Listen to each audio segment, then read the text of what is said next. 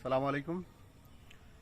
প্লুটোস career and skills একাডেমির পক্ষ থেকে আপনাদের সকলকে আরও একবার স্বাগতম। আজকে খুবই গুরুত্বপূর্ণ একটি বিষয় নিয়ে হাজির হয়েছি। বিষয়টি হচ্ছে 18তম শিক্ষক নিবন্ধন ভাইভায় যারা উত্তীর্ণ হয়েছেন তাদের জন্য আজকের ভিডিওটি কিন্তু খুবই গুরুত্বপূর্ণ। অবশ্যই শুরু থেকে শেষ পর্যন্ত ভিডিওটি দেখার অনুরোধ রইল। আজকে যে বিষয়টি নিয়ে আলোচনা করব যে খুব দ্রুতই আপনাদের 6ষ্ঠ গণবিজ্ঞপ্তি প্রকাশিত হতে যাচ্ছে। সম্ভাব্য যে ডেট সেটা আমরা 16 জুন ধারণা করেছি, বা বিভিন্ন তথ্য থেকে এই তথ্যটি জানা গেছে যে 16 জুন, এবং আবেদন প্রক্রিয়া হচ্ছে 22 জুন থেকে শুরু হওয়ার কথা। আপনাদের যেহেতু সময় একেবারেই সংকীর্ণ, সময় নেই বললেই চলে, হাতে একেবারেই সময় কম, এই স্বল্প সময়ের মধ্যে আপনাকে কি কি করতে হবে, কি করণীয়, এই জিনিস নিয়ে আজকে বিস্তারিত আলোচনা করব। আমি একটি কথা বলবো, সেটি হচ্ছে যে এনটিআরসি এর যে নিয়োগ, সেটি হচ্ছে একটি ভুল সারা জীবনের কান্না। কারণ হচ্ছে এনটিআরসি এর বদলি প্রক্রিয়া কিন্তু এখনও চালু হয়নি। সুতরাং আপনি আপনার কাঙ্ক্ষিত যে প্রতিষ্ঠানই পান না কেন, বা যে প্রতিষ্ঠানে আপনি জয়েন করেন না কেন, সেখান থেকে কিন্তু আর অন্য প্রতিষ্ঠানে মুভ করার কিন্তু সুযোগ কিন্তু নেই, কারণ এখন পর্যন্ত বদলি নীতিমালা চালু হয়নি। সুতরাং বুঝতেই পারতেছেন যে আপনার একটি মাত্র ভুল, সেটা হতে পারে আপনার সারা জীবনের কান্না।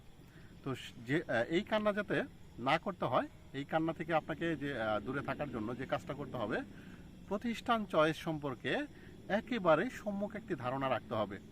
আপনারা অনেকে অবগত যে আবেদন প্রক্রিয়া কলেজ, স্কুল বা মাদ্রাসা, এটি কিন্তু 40টি প্রতিষ্ঠান কিন্তু চয়েস দেওয়া যায়, এটি কিন্তু সকলেই অবগত। কিভাবে চয়েস দিলে আপনি হচ্ছে আপনার কাঙ্ক্ষিত প্রতিষ্ঠানটি পাবেন, এবং শুধু কাঙ্ক্ষিত না, কোন প্রতিষ্ঠানটি চয়েস দিলে আপনার ভবিষ্যৎ ক্যারিয়ার অনেক উজ্জ্বল হবে, সেই সম্পর্কে বিস্তারিত কিন্তু আপনাকে খুঁটিনাটি আগে থেকে জেনে নিতে হবে। তো এটা জানার জন্য আপনি যে কাজটি করবেন, প্রথমেই হচ্ছে একটি খাতায় 40টি প্রতিষ্ঠান সম্পর্কে কিন্তু একটি ড্রাফট করে নেবেন সিরিয়াল ওয়াইজ। এই কারণেই করবেন, কারণ হচ্ছে আপনি কোন সিরিয়ালটি বা পছন্দক্রমের যে লিস্ট, সেটি কিন্তু খুব সুন্দরভাবে সাজাবেন, যাতে হচ্ছে প্রথমটা যদি না পান, পরেরটা পেলে যেন আপনার সন্তুষ্ট থাকেন। এরকম একটা সিরিয়াল কিন্তু আপনার অবশ্যই মেনটেন করতে হবে। মেনটেন করার পর আপনি 40টা প্রতিষ্ঠান যখন আপনি হচ্ছে লিস্ট করবেন, এরপরের যে কাজটি হবে, আপনার প্রত্যেকটি প্রতিষ্ঠান সম্পর্কে ডিটেলস হচ্ছে আপনি কি তথ্য নেওয়ার চেষ্টা করবেন। কিভাবে নেবেন, যে আপনি হচ্ছে প্রথমে ব্যান্ডবেইজ নামক একটি হচ্ছে ওয়েবসাইট আছে, bandbase.com। এই ব্যান্ডবেইজে ঢুকলে আপনি ওই প্রতিষ্ঠান সম্পর্কে বেসিক যে তথ্যগুলো, এই বেসিক তথ্যগুলো কিন্তু আপনি খুব সহজেই পেয়ে যাবেন। এরপর আপনি যে কাজটি করতে পারেন, যে ওই প্রতিষ্ঠানের শিক্ষার্থী সংখ্যা, শিক্ষক সংখ্যা, তাদের অনুপাত, এই জিনিসগুলো কিন্তু খুবই গুরুত্বপূর্ণ। কারণ আপনি এমন একটি কলেজ বা স্কুল বা মাদ্রাসা চয়েসে রাখছেন যেখানে হচ্ছে শিক্ষার্থীর সংখ্যা খুবই কম, এমনকি দেখা গেছে যে এমপিও বাতিল হওয়ার মতো কিন্তু পসিবিলিটি অনেক ধরনের স্কুল কলেজ মাদ্রাসা কিন্তু থেকে যায় শিক্ষার্থী না থাকার কারণে। সুতরাং এই তথ্যটি জানার জন্য অবশ্যই যে কাজটি করতে পারেন, আপনারা emis.gov.bd এই ওয়েবসাইটে প্রবেশ করে সেখানে ঢুকলে কিন্তু আপনারা ওই প্রতিষ্ঠানের শিক্ষার্থীর সংখ্যার যে অনুপাত, সেটা কিন্তু খুব সহজেই পেয়ে যাবেন। তাহলে এই ওয়েবসাইটে ঢুকে আপনি অবশ্যই প্রত্যেকটা প্রতিষ্ঠানেরই শিক্ষার্থী কতজন আছে, কর্মপরিবেশ কেমন, প্রতিষ্ঠানটি কেমন, এবং প্রতিষ্ঠানের ধরন, এই জিনিসগুলো কিন্তু খুব সুন্দরভাবে যাচাই বাছাই করে নেবেন।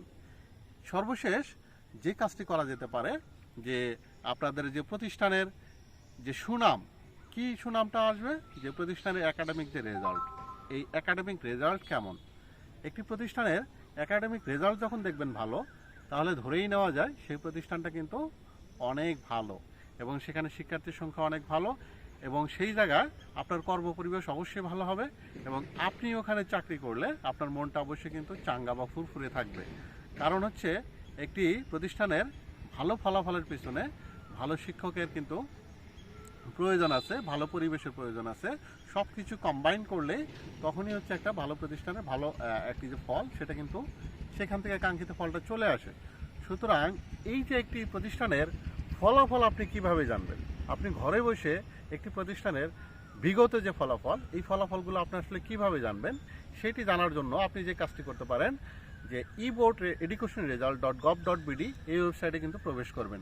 প্রবেশ করে আপনি আপনার যে কাঙ্ক্ষিত যে প্রতিষ্ঠান সেই প্রতিষ্ঠানের জেলা এবং হচ্ছে ওই জেলার হচ্ছে ইনস্টিটিউটের নাম, অর্থাৎ আপনার যে প্রতিষ্ঠানের নাম সেই প্রতিষ্ঠানের নাম সহ সার্চ করলে যে তথ্যটি পাবেন যে পুরোপুরি ওই প্রতিষ্ঠানের বিগত যে রেজাল্ট সেই রেজাল্টগুলো কিন্তু আপনারা খুব সহজেই পেয়ে যাবেন। এইভাবে আপনি যদি হচ্ছে 40টি প্রতিষ্ঠান একেবারে সুন্দরভাবে শুরু থেকে শেষ পর্যন্ত সবগুলো প্রতিষ্ঠান সম্পর্কে সম্যক ধারণা রাখেন, তাহলে আপনাকে আমি একটি কথা বলতে পারি যে যেই ভুলের কারণে অনেকেই এখন পর্যন্ত কান্না করতেছে, অর্থাৎ প্রথমে আমি যে কথাটা বলছিলাম যে একটি ভুলের কারণে সারা জীবনের কান্না, এইটা আর আপনাকে কিন্তু করতে হবে না। আপনি আপনার পছন্দের প্রতিষ্ঠানটি কিন্তু খুব সহজে পেয়ে যাবেন। এই ছিল আজকের মোটামুটি বিস্তারিত আলোচনা। পরবর্তী কোনো একটি ভিডিওতে দেখা হবে আবার। সে পর্যন্ত সকলে ভালো থাকবেন। আল্লাহ হাফেজ।